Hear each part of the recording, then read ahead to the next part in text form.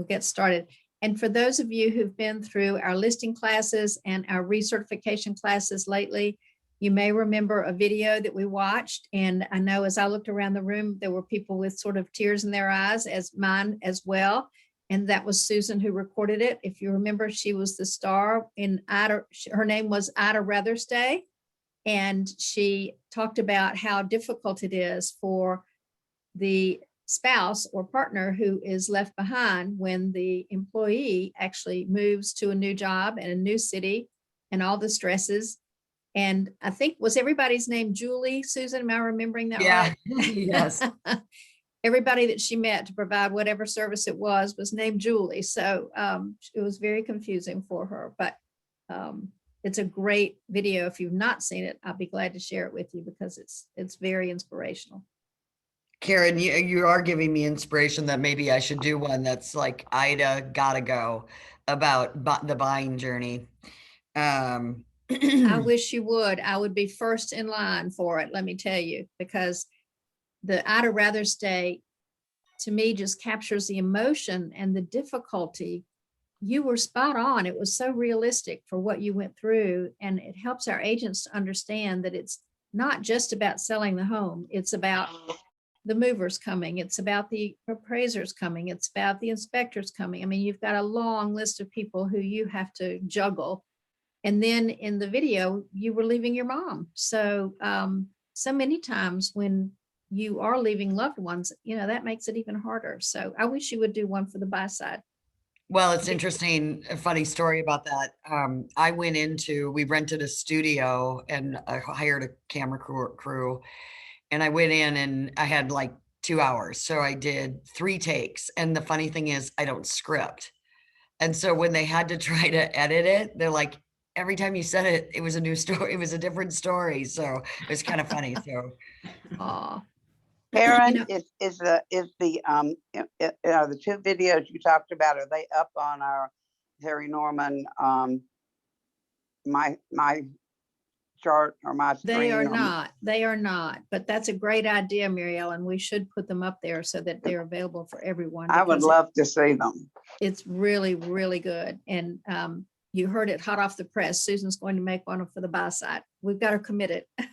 Oh, good. That is so good. That is so good.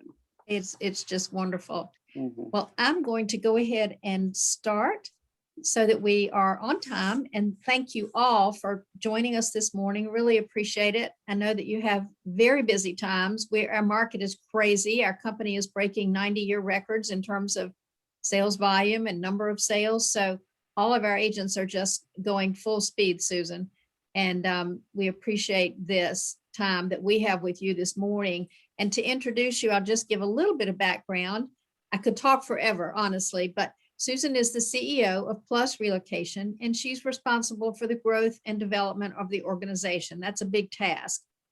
Her sometimes unconventional approach, innovative style, and over 30 years of relocation experience have helped distinguish Plus and Susan as a leading contender in the mobility space.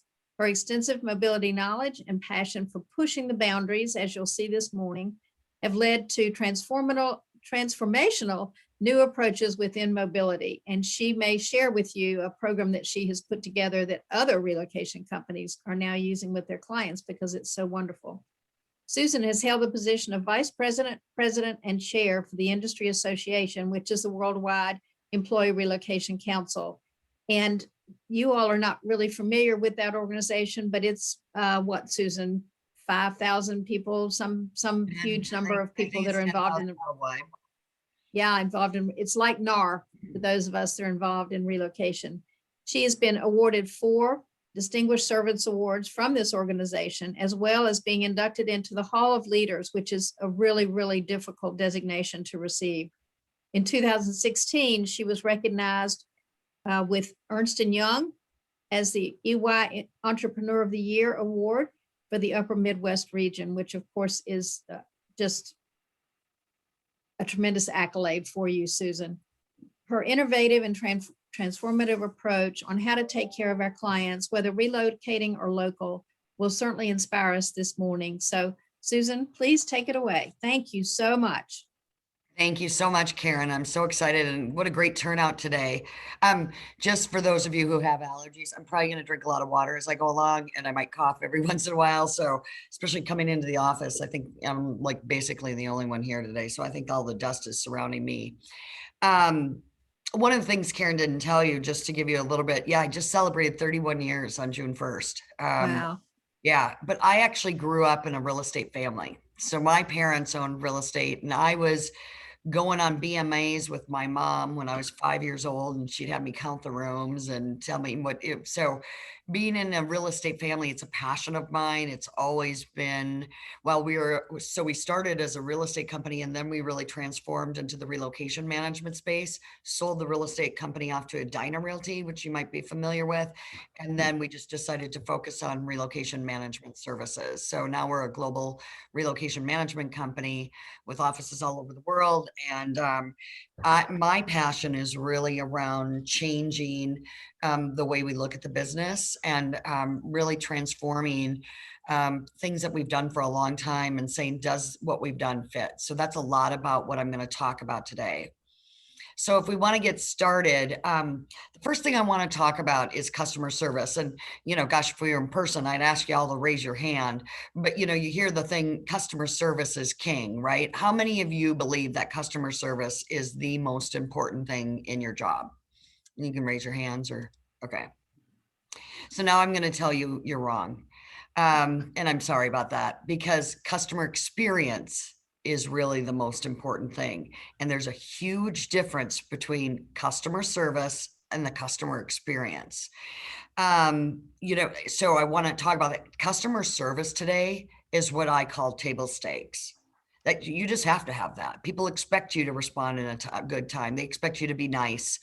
But you can do all those things and still not give somebody the right customer experience. I've often talked about buying jeans, right? And I don't know, any woman on this call knows that it's the worst thing to do. And I for sure haven't bought a pair online, because that's just awful. And I'll give this thing and example. One time I went to Macy's, and I said, oh, where are the jeans? And the woman very politely sent me over to the department. And then I, was in a sea of denim and didn't know what to do. And I walked out with nothing, right? So then I decided to go over to Nordstrom. And you know how sometimes when you're like almost paralyzed, you want help, but you don't want help because you don't want to ask for help. And so we become these weird customers. And I'll never forget, a woman came up to me and she's like, hey, I see you looking around. What do you need? And I said, oh, I'm buying jeans. And she's like, okay, let me get you a cup of water. Let me go grab a couple pair. I can tell by your size right away. And I'll meet you in the dressing room. Okay. So I ended up walking out with two really expensive pair of jeans, which of course they do at Nordstrom, right? And you can't believe what you just spent. You can buy a house for that. But anyway, the point is there, do you see the difference? So Macy's gave me good customer service. Nordstrom gave me a customer experience.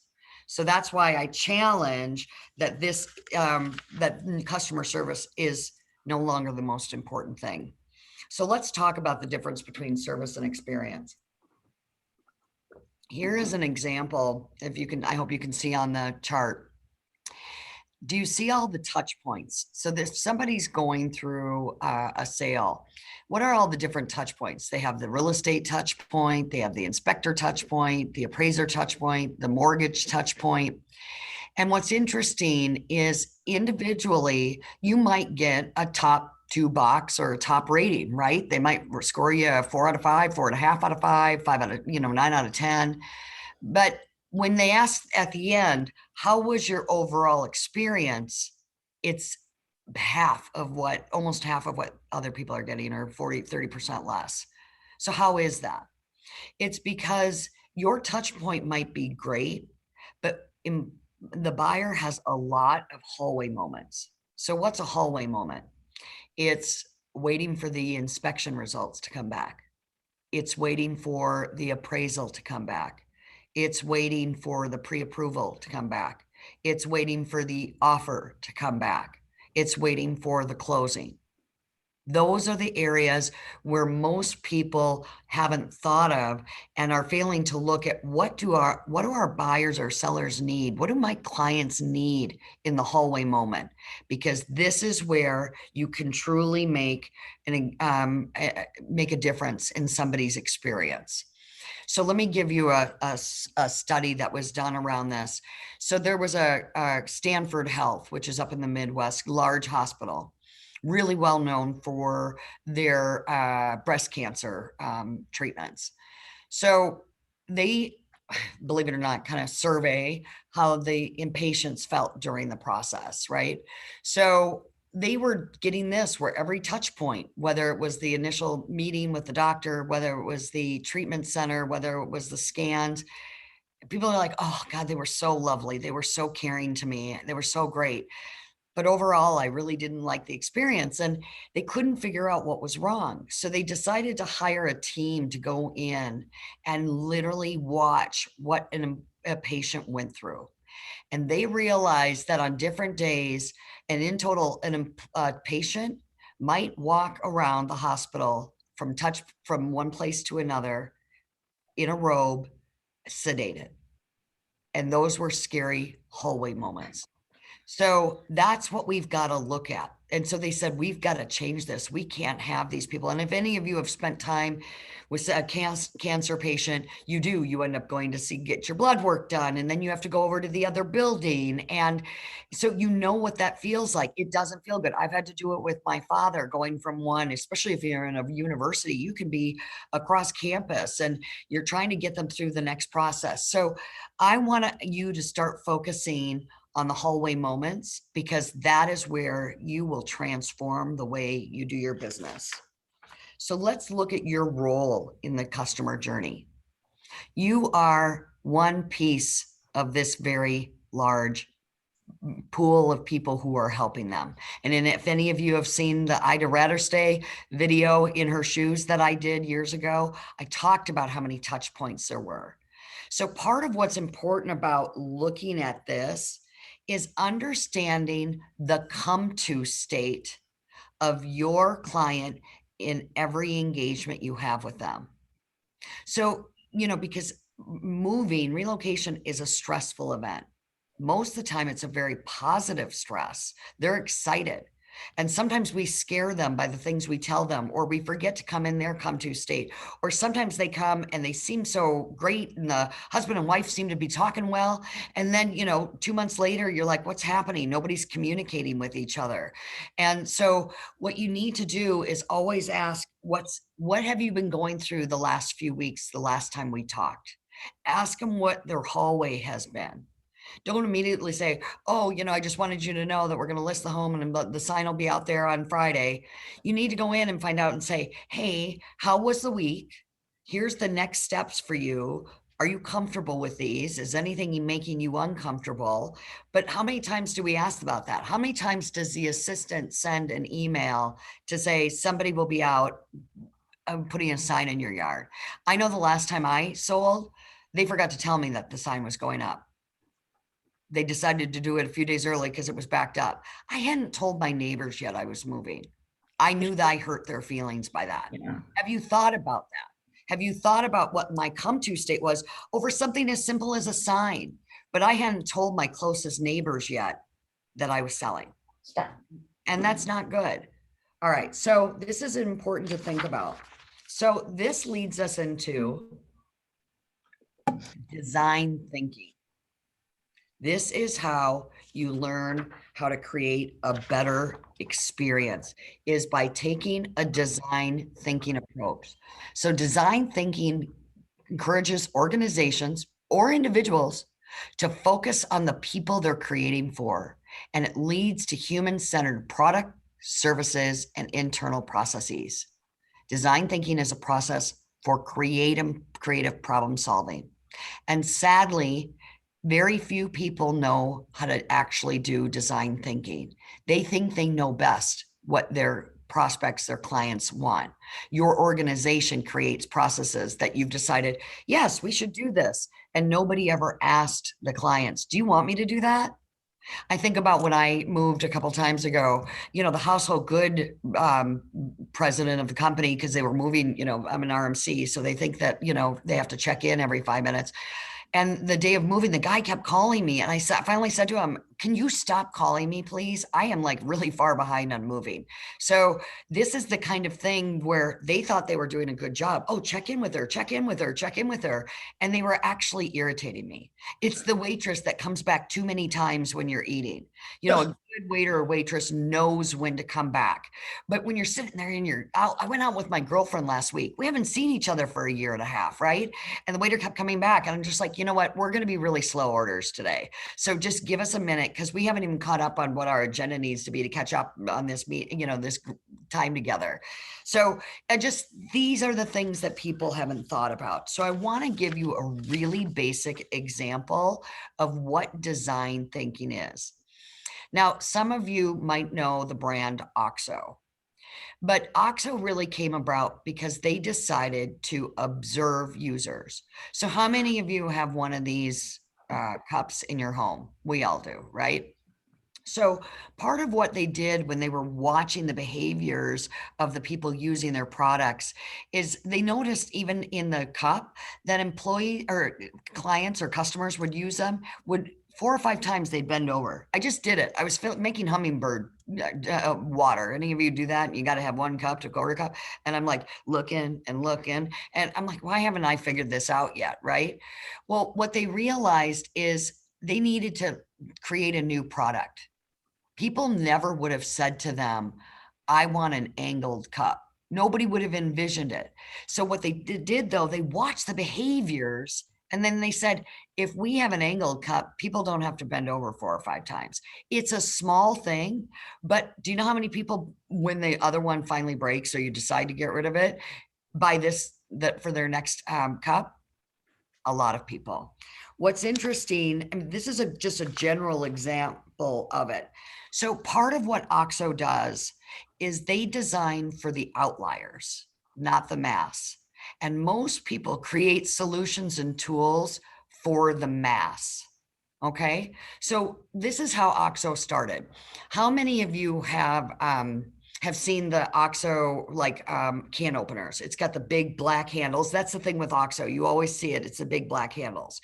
Well, that can opener actually started because there was a man who was wife had arthritis, and he said, I watched her use that teeny little can opener. And can openers can hurt your hands. And especially if you get the one like my mom handed down to me, which is that rusted thing that we still keep. I don't know why we keep the little metal thing.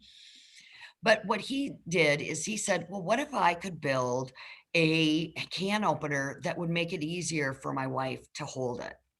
And so OXO started that way. That's why they do it. And you know what's interesting? He built for the outlier, somebody without arthritis. Turns out we all wanted it anyway. Okay. So what you have to do in design thinking is you have to build for that client you had that was the worst case scenario, which we all write, oh, that was a one-off. That'll never happen again. Oh no, that was a weird situation. You know how we write all those off? Oh, remember Bob and Sue? Oh yeah, everybody remembers the horror stories, right? That went wrong. And so, but then we write them off and say, but they weren't typical. And in design thinking, you need to say, gosh, if I built for that outlier, the masses will enjoy it too. So it's taking a new look at that. So let me talk to you about a real life example that we did in tandem with our client, Capital One Financial. So Capital One moves about 3,000 people a year. And their program was okay, but it wasn't great. They had about $1 million in exceptions every year because people didn't like the policy. Were running about 15 different policies in their thing, the homeowner, the renter, the household goods, plus lump sum only, a cap program, cafeteria style. Any of you in the relocation business have seen all the different policies. What do you get? What do you not get?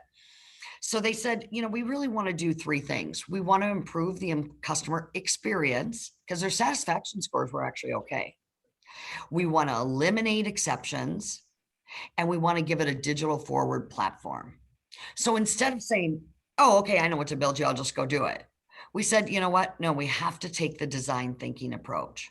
So we hired an outside firm to do 2,000 quantitative and qualitative surveys from all industries, right? So from technology to manufacturing to retail, because we said to them, if we build it just for the financial, that's all you're going to get, the only answers you'll get. Let's go out to the market and really find. We did lump sum people all the way up to senior level executives. We did long-term assignments, short-term assignments, permanent moves, everything, right? And basically in the qualitative interviews, we always asked why. Why did you want something?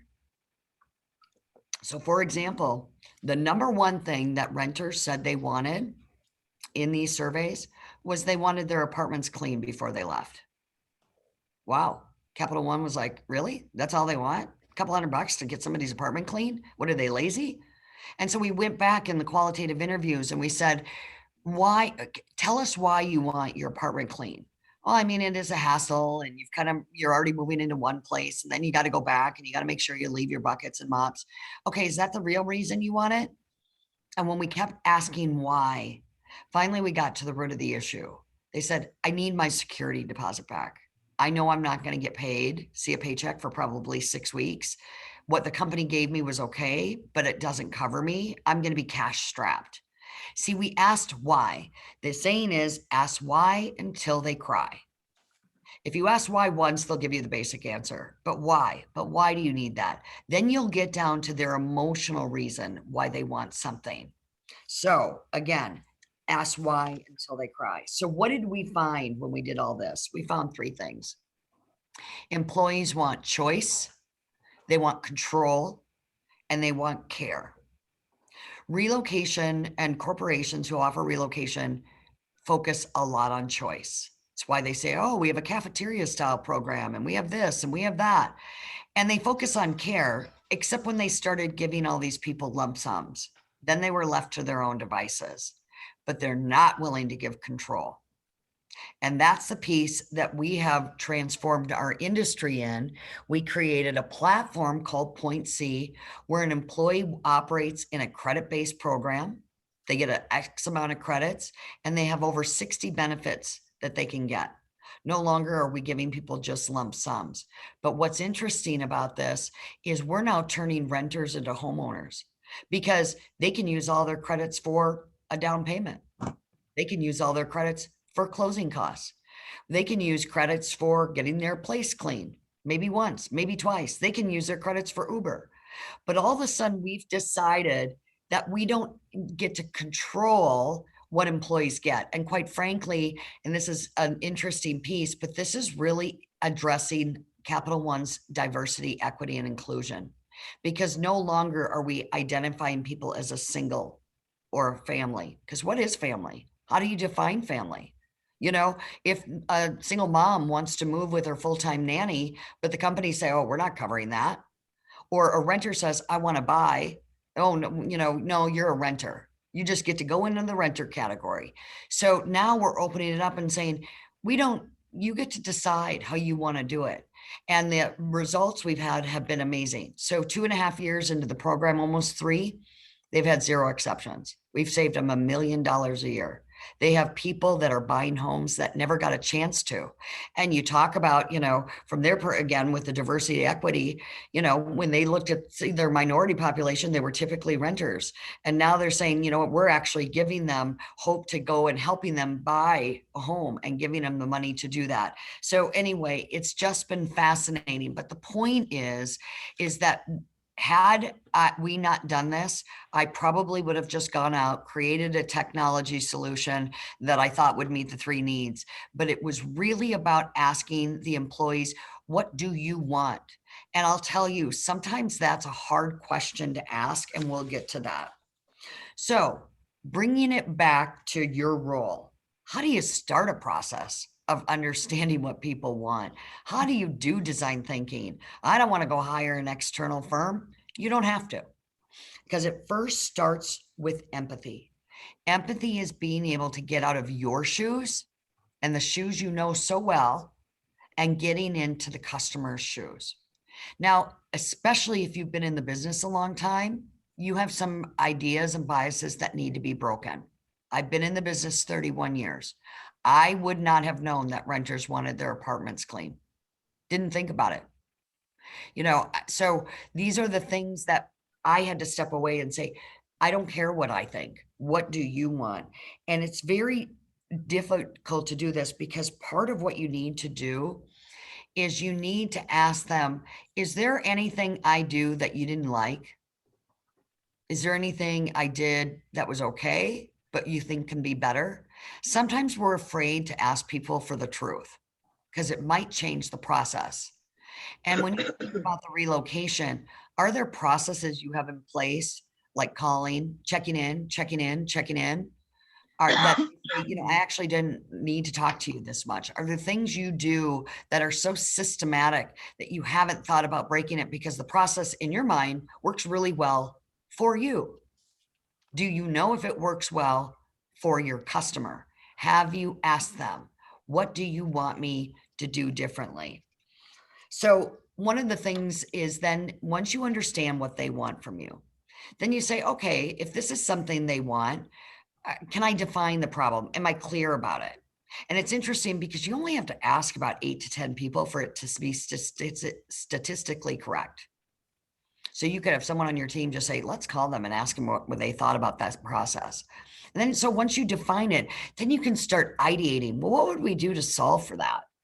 And you don't have to have a technology solution. You don't have, it's not big things. So for example, one of the things we did early on with Capital One, we said, what's one of the things we asked the employees, what's one of the days that you didn't like when you were moving?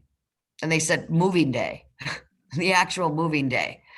And they said, because, I was running around trying to get food, you feed the drivers, you got to do all this stuff, right? And so we said to Capital One, what if we ordered food to the people's house on moving day? What if we bought pizzas? So we went out and we did it 12 or 15 times just to see what it was like. Some of it was difficult. Some of it was, we made it too complicated. And so what we ended up doing was just saying, you know what, that pizza was great. They loved that we did something. But what if we gave them Grubhub instead and let them just order it really simple so it could be put to the house? So this is what you do. You go out and you say, well, why don't I try something new on just 4 or 5 of my clients and see how they react? Did you like that? Do you not like that? And this is where you guys can work together. I mean, I could see the impact of this team saying, what's the worst thing that you think we do, and calling yourselves out. If you had to move with you, what would be the hallway moment that you said, this is awful? Is there anything we can do in that hallway moment? And then you test it.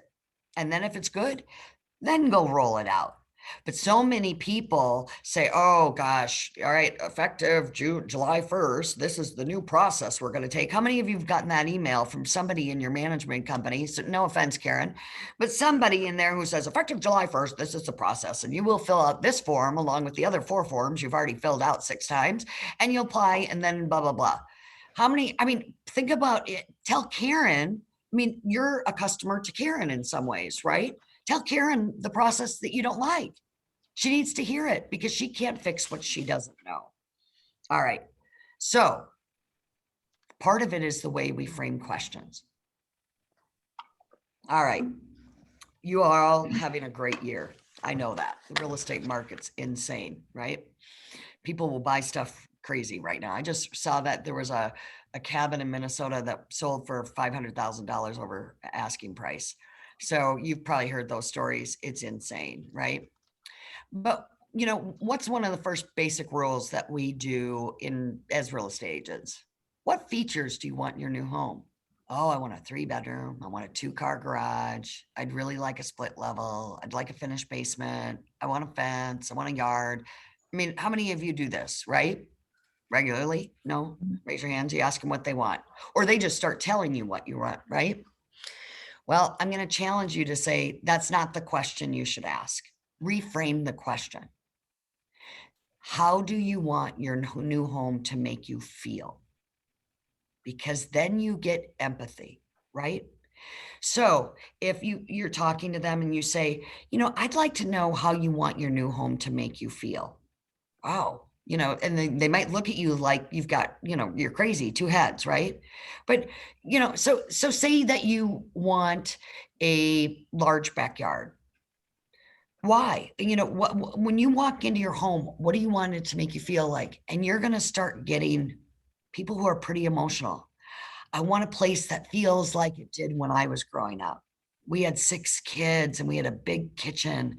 Or I really want the backyard to be a lot of trees and a garden, because I am stressed out at my job every day. And that's the place I go for my zen. I really want the kids' bedrooms to be by my bedroom, because I want to be able to have them come into my room at night if they're scared. I really want this because I know that my mother-in-law will probably be moving in with us at some point. This is really important. And after this pandemic, this is a really, really, really important question, because you might get people to say, I can envision a day where my mother-in-law is going to come live with me, because I don't know that we could put her into a nursing home after what happened last year. But you need to ask them, how do you want it to make you feel?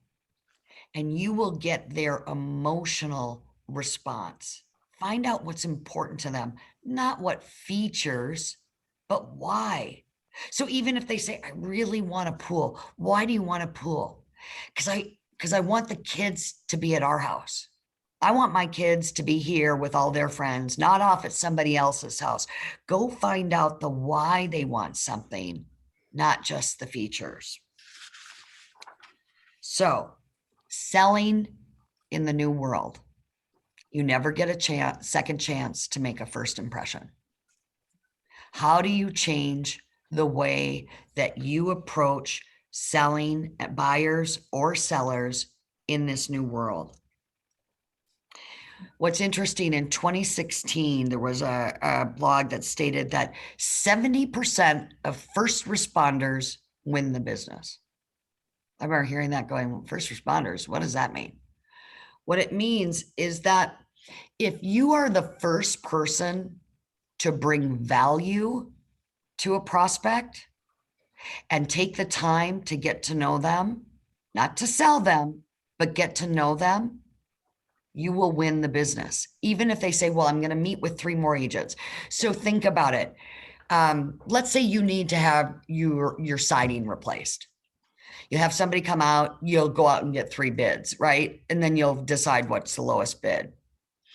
But what if what if that first person came and said, hey, I've spent some time looking around your neighborhood. I've looked at the different sidings, based on the value, I think you'd want to look at this one. I don't think you need to spend the amount that you did. Quite frankly, some of these are still in really good shape. You don't need to really do it all. What if then they give you all this value and they taught you about how to think about it, right? Then the next one comes out and says, here in your mailbox, here's the bid. It's 12,500. We know that people do that, especially in this time, because there's so much business out there. People are just throwing estimates into the closet. Now, what's interesting is as of 2021, this number has dropped. It's dropped to between 35 and 50% of first responders win the business.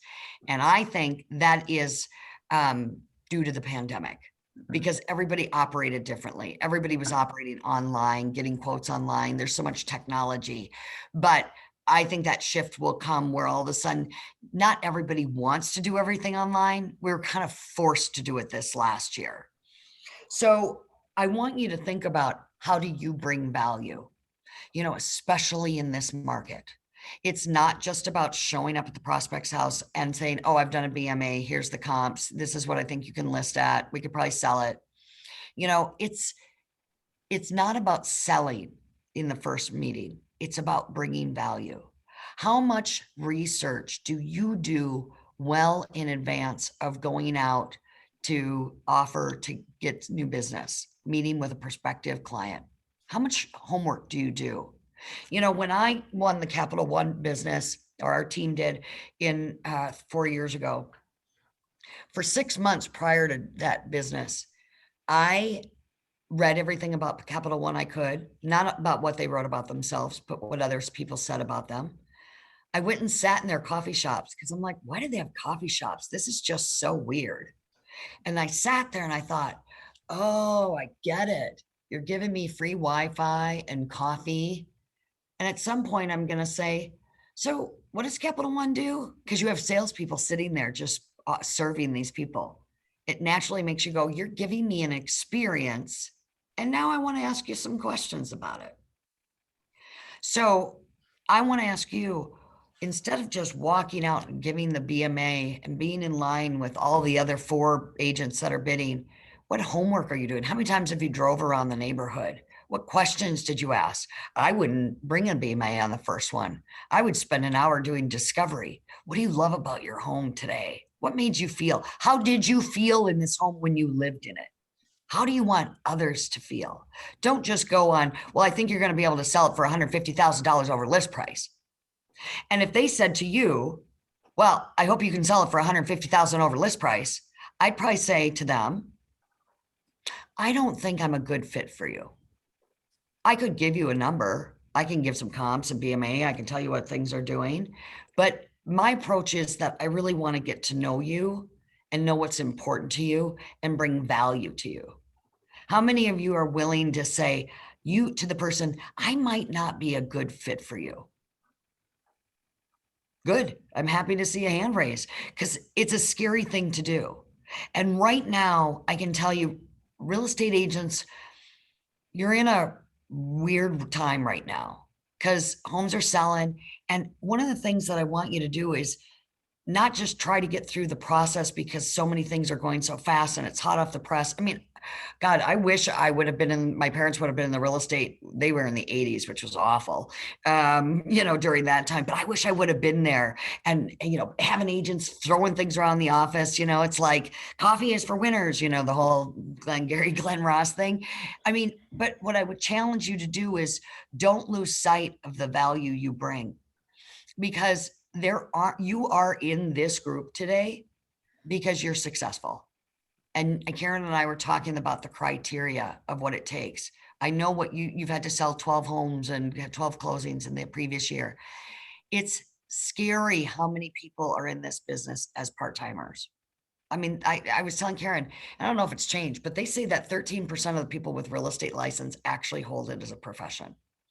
Our company will only go through relocation directors to get agents because we're not comfortable that we can find out how legit you are. I mean, there's a lot of agents who are going to look at it on paper in 2021, aren't there? In 2020 and 2021, what they're going to do in 2022?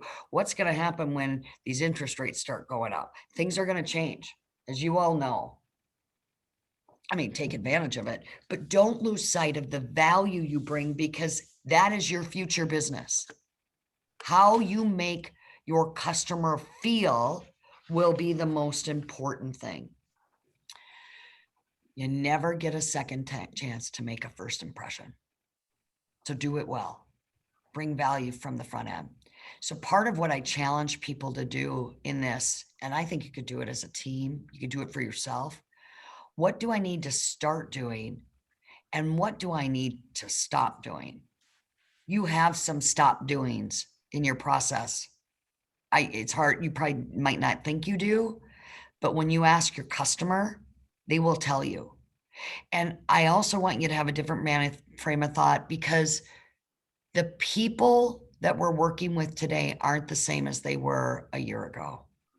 People have changed and they need people to change with them. We need empathy in our business more than we, need to talk about things 500,000 over list price. You need to find out how people feel because we're not the same people we were a year ago. People are afraid. Some people are, positive. Some people are worried about inflation. Some people are worried about a lot of things. And, gosh, finding a home is the scariest thing right now. When people are getting, 6 offers and not getting homes, that's a scary time to be. There's a lot of hallway moments. And what I want you to do is siege the hallway moments. Go out there or seize the hallway moments. Go out there and ask your customers. If you had a closing 2 weeks ago, call them. Don't send a survey today. Surveys don't tell much, by the way. They tell very little. It's too late. Because you remember when we saw the touch points, really, you should be talking to people in the middle of it. But call the closing you had 2 weeks ago and say, can I just, I want to change my business for the future. I'd just like to hear from you as we went through the process. And so maybe you say to them, from the first time you met me, think of all your touch points and say, was there anything in that that you wished I would have done? Is there anything that you would have liked me to stop doing? Did I call you too much? Did I email you too much? Did I give you paperwork at the wrong time? So there's so many things we can do here. So the next one, Maya Angelou, I've learned that people will forget what you said. People will forget what you did, but people will never forget how you made them feel. Imagine if our surveys at the end of the move were, how did I make you feel? Remember, we wanted to ask them, how do you want your new home to make you feel? How did the home you're selling make you feel? How do you feel about telling your neighbors you're leaving? What's the scariest thing about moving? What's the most exciting thing about moving? Where can I help you in ways that maybe you wouldn't think I would? I am a real estate agent. I'm a professional, but I want to be your partner first. What can I do to make a difference in this journey? So Karen, I've gotten through this probably, I don't know what time, the timing okay, but we wanted to open it up to some Q&A for any of you. I'm willing to, we can stop sharing if you want and open up the Zoom, and I'm happy to talk or take questions or anything. If you have to leave, I completely understand, but I hope this was helpful today, a valuable part of your day. So, you know, if there's one thing you can take away, that's always a good thing. Dory, did you have a question? I do, Susan. I've been doing relocation for a lot of years, and this market is unlike. I've been in the business for over 25, and this market is unlike anything I've ever seen before. And I'm having a struggle with a couple of my relocation clients, wanting me to tell them how to get this house in a multiple offer situation. And, you know, in relocation, we're so focused on making sure that they are protected. That's our goal, is to make sure the client, the transferee, is protected.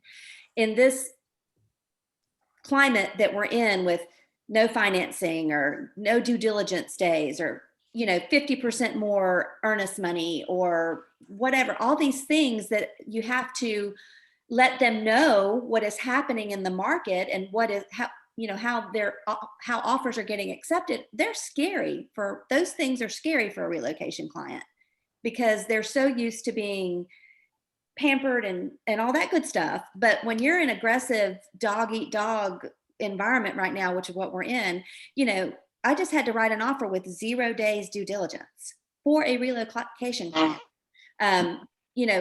$10,000 earnest money. And I still put in an appraisal contingency. I still put in a financing contingency. I don't even know if we're going to get the offer, if they're going to get the house, and they want this house. This is scaring me, quite frankly. And it's hard for me to look them in the eye or have that conversation with them to tell them what it might take for them to get the house. Why is it any different than anybody else? Why is it scarier for you with a relocation person? I guess Me listening to you, Mhm. if you're telling me that this is my reality, I think that's the best thing you can do. And I know that's a little scary because they have different deadlines than other people do, right? They're expected. But right now, companies, our clients are lowering the bar on what they expect the people to do. Okay. Because they don't know when their offices are opening. They're getting they have more understanding. We are having the same conversations with these employees. So I think what you're doing is good, but you need to know that our corporate clients understand that this is a really challenging time. So I have a client, I was telling earlier, a very large tech client that's got 4,000 moves on hold. They won't let the employees move because they're worried about, they're covering themselves because they are afraid that they'll get in trouble and they'll sue them for getting COVID. Right. So they took this approach of nobody can move, and the employees are mad. they're mad because they've got to get out to Mountain View and find a home. And they know it's going to take a while, and they can't buy a home, can't get their kids in the school till they buy the home. But we're having these conversations with our clients. The corporate clients understand what's going on. But I think what you're doing is telling them the reality of it. Better that they come in understanding. And I'm sure some of you have read the letters, how you're not supposed to give these love letters anymore. That has, we all just did our continuing ed. Ugh. But gosh, that popped out to me in the ethics class saying this is prime ripe for discrimination. It is so ripe for discrimination. Absolutely. Yeah. But I don't think you need to look at it as any different, Dory. I think if you wanted to pamper them, have you ever had that client where you almost went too far and then you ended up trying to do everything to them and then somehow something gets bad and then you're blamed for everything? Yeah. I think that you've got to give them realistic expectations. It's okay to say this, and it is a scary time. I mean, what people are buying, it's insane. And you know what we haven't seen is 2 years from now, the fallout from all this. The fallout from all, because what do they say? The percentage of these sales are actually investors, and buying these homes with no inspections. It's going to be a really challenging time 2 years from now when they didn't do an inspection and they find out they've got a massive problem and they got in using all their cash and they have no way to fix it. I think we've got a problem on the back end of this journey. So the best you can do is say, I can't make the decision, but I'm going to lay out all the pros and cons, and you need to decide which is good and which you can live with and which you can't. Thank you. And that's a great answer, Susan. The only thing that I would add to it, because you're spot on, is keep whomever in our department is working with you on that referral, keep them in the loop so that they can in fact go back to Susan's counselors and say, here's the situation. This is what I've got to do to get a house. I can't worry about stucco. I can't worry about this. I can't worry about that. And keep the relocation company informed so that they can guide the employee on what is approved and what's not. If there's time, I know time is short. Guide the employee and the company contacts, because then we can get really in timely way to say, you've got an employee who's trying to buy, they want to do all this, just so you know, this is going to be, they're starting to panic and they don't know what to do. Just want to let you know this is going on. The more we all communicate together, the better, then we're all on the same page and everybody's sending the same message. Craig? Yeah, I have a question about the BMA process. You were talking earlier about, the best thing you could probably do is just go and talk to them for the first time and then come back and do the BMA. Well, my experience is that they have so much going on. They have trouble fitting me in for one schedule, let alone two. And I just feel that the time, especially in the last year, and even more so the last 3 or 4 months. I mean, I feel like if I can get 45 minutes out of them, I'm doing really good. Yeah. And they're just pushing our time limits so much. I mean, I don't even know how to begin to connect. And this is one area which no question, I have a disadvantage because I'm an older male, and a lot of the people that I'm dealing with are females, and they usually deal better with a woman than me. So I mean, I really, connect with, I should say, as a general rule. I mean, I get, if I'm up against a woman, I'll probably get beat at least 75% of the time. More important for you even than to have the empathetic side of it and to put some tools in your toolkit to start with discovery and asking them some questions that they might not expect from you because of that, right? And so, going in and just talking to them and just saying, let's just sit down and talk. I want to know. So what do you love about this? What are you proud of? Asking those questions can really make a difference in how you're approaching it. Now, do I believe that in this BMA, this craziness, there are times you're going to have that BMA, but what I wouldn't do is start with opening up the folder and saying, they're going to probably want you to, But what you need to say is, I just want to take 15 minutes to make, I've got the BMA with me, but I want to just get to understand and know you first. What's important to you? What about this process? How do you want to be engaged? How do you want me to engage with you? And then, go in and just say, here, I did my homework. I've spent some time driving around, looking at your neighborhood. Gosh, I think there's so many things that are just so beautiful about this. Sometimes agents come in right away, and this is truthful, is they come in with the BMA and then tell you all the things that are wrong with your house in order for you to have to do it before you can list it.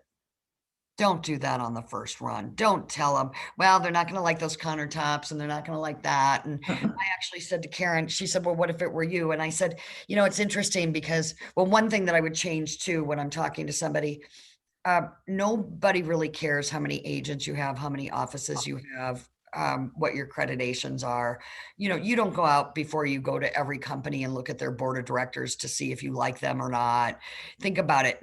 People used to come to me with household goods and they'd tell me how many trucks they have. I'm like, I don't care how many trucks you have. I just need, so start with things that are more about them, focus on them. I told Karen, you might have your glossy, pamphlets, but they're going to just pop through it and move on. That's not what's important to them. You need to ask them what's important. You need to come in and say, I want to know what's important to you. And if it were me, instead of telling them like all the things that are not, it's hard right now because people are willing to buy anything, even green shag, yellow, right? I know it. But let's say you get into a home when things aren't as crazy, or it's a million plus where things are different, right? That's a different market than 500,000 and below. If it were me, I'd bring a lookbook in and give it to them and say, here are pictures of things that buyers want today. Instead of saying, you're going to have to paint that. And I sold my house. I couldn't believe one of the agents came in, was like, well, nobody likes the brown anymore. Could you take that out? Could you change that? I was like, can you just not? Because right now I just don't want to talk to you. But if they would have sent me a lookbook of, this is what features people want in a bathroom. These are features people are looking for outside. These are features but let them figure it out, come to the conclusion on their own, or ask you for more help. May I share something with you? This is Carol Bennett. Hi, Carol. On video. Whether in relo or regular, my experience is sort of where Doug is. I would say that over 90% of the time, we were originally trained. You don't go in with your numbers at first. You go in, you meet the people, you look at the house, you get the feel good. Because how can you price a house you haven't seen? Let's get real, right? Because 4,000 feet isn't 4,000 feet. It depends what it looks like inside and condition. I would say most of the time when I have done that, I have not gotten the deal. They come in and you prepare them. I'm not going to be bringing numbers. I'd like to see your house first, get to know you. Let's talk about what you want, etc. You walk in, you start talking. They say, well, could we just walk around and tell us what you think we need to do to the house? So they want to get everything out of you. And then they sit you down. They want to, but what do you think it would sell for? But what do you think? And if you don't spit a number out, you say, I'd like to come back later this week with the real facts. I don't want to mislead you. I want accuracy for you. By the time you come back, they have had 3 other agents in, and they picked one of them who gave them what they wanted to hear, which is, how much am I going to get for my house? Yep. So 36 years of this, almost always it hasn't worked. So one of the things that we do in the qualitative data too, and we do it even in our relocation business, how many of those people have you asked, like, why wouldn't you select me? Don't think I've ever asked that, because I didn't get a chance to get that conversation in. I mean, there wasn't a point where I would say, why wouldn't you select me? They just didn't come to that point. They want to get everything. I would probably do it right after I was walking out the door. I'd say, I'm just curious. I know you're going to go look at a bunch of people. As of our engagement today, is there a reason why you wouldn't select me? It's a good point. Find You out don't- now. See, we need to find out what so you're losing, but you don't know why. I do know why, because I didn't give them what you said. What do they want? What they want is a definitive number in 20 minutes. And also tell us what we need to do with the house. Don't tell us what's wrong with it. Just tell us how we make it better. Yeah, And we'll let you know, in essence, are you going to get us more money than Mary I Sue? know. Well, so it's hard because this is such so I don't have all the answers, Carol. Sure. This is such an insane time that, It is. you know, it is an insane time. You know, as you know, there's agents who are just buying the business, and the crappiest agents might get it because they don't have to do much right now. But this will end. This will end. So who's going to be the agent who, when this changes, is going to be the one they'll change in 2008, they would have sat down with you for a long time and understood what was wrong with their house and talk about the house and how do I not lose $250,000 on this house, right? So I think we're just in a different spot. But I think asking people, I mean, they're kind of picking agents like they're buying something on Amazon, right? That's kind of what they're doing right now. You're right. 100%. Quickest Yeah. delivery gets the deal, right? The quickest delivery at the right price, take it. Then I would just challenge you. I mean, part of what I would say is I really try to understand, if it was just price, why didn't they pick you? Or would you have wanted it, Carol, if you came in, just said, I'll email you the BMA in 10 minutes. We don't even have to meet, and you won with some price that you gave them. That would not be how I work, because first of all, I want to know if I can work with the people. I know. Take a listing with people that we're not on the same page as how this process Right. should. So now. maybe in this zone is we take, okay, what's one thing you could do versus the other end of the spectrum? We're talking about two ends of the spectrum, getting to know the client or just meeting them right where they want to be. What's something in the middle? And I think I don't have enough experience right now, but you as a team sure do. And how are you collaborating to go prototype some different things you would do and see if it works? Karen, Yeah. I'd like to run an idea by you, Susan, and this is something that we have been rolling out.